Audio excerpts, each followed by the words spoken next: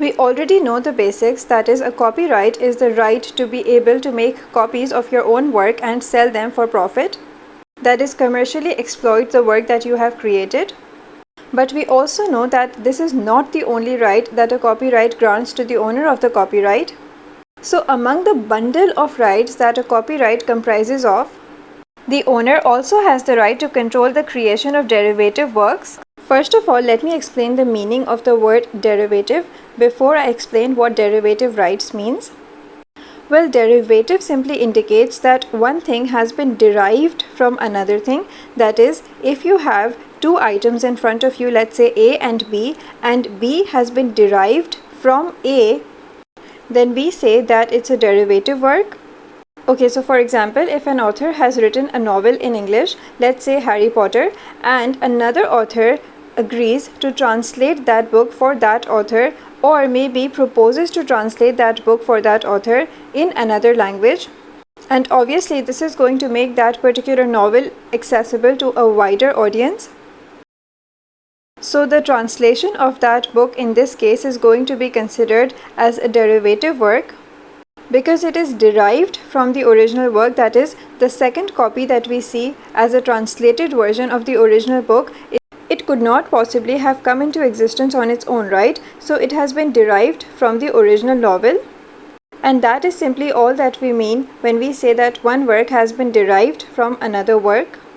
Okay, so now that we're clear about what a derivative work is, let's move on to understand what derivative rights are.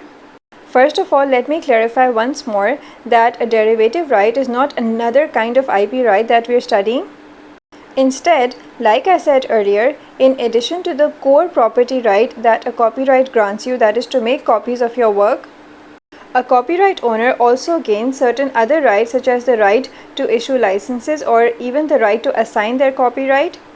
And these we will discuss in another lecture, but for now, just remember that among the bundle of rights that a copyright owner gets, there is also the right to control the creation of derivative works.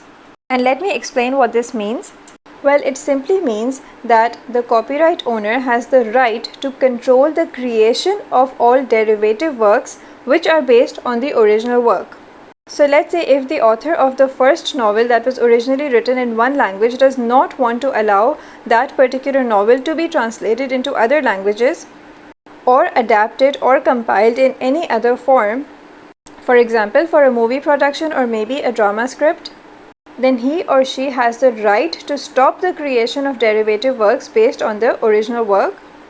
So in short, to summarize, a derivative work is a work that is created based on an original work, such as for example an English translation of a Chinese novel or a play script that has been adapted from a novel. And if we talk about things other than books, then let's say that an oil painting that has been drawn based on a photograph. Now, one thing that I'd like to clarify before we end this lecture is, first of all, since we are already clear about the fact that the author of the derivative work will need to first obtain permission from the original author because of the fact that the copyright in the original work obviously belongs to the original author. But the fact that the new author, that is the person who is drawing upon somebody else's work, is also putting in their own efforts and originality, means that obviously they are now going to enjoy a copyright in the derivative work itself, and this is what we mean by a derivative right. So a derivative work which comes from an original work contains the IP right, that is the copyright of both the original author and the author of the derivative work, but the author of the derivative work is going to enjoy copyright only and only in the part that they have contributed to. So in short, the author of a derivative work is going to enjoy copyright in that derived work, but only in some elements of the work. So for example, if it's a translated book, then the author of the translated version only has a copyright over that translation itself. But obviously, the person who has done the translation is not going to have any rights over the original novel itself, because otherwise obviously it's going to infringe the rights of the original author who created the original novel.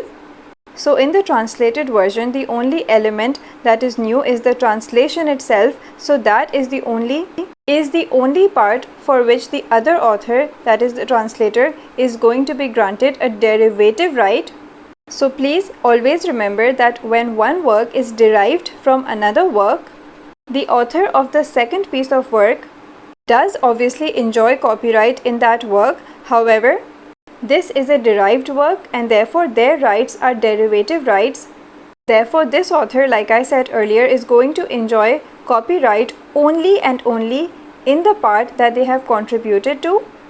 And by the way, the reason that we say that this is a derivative right and not a new copyright in itself is because the second work is obviously inseparable from the original work, right?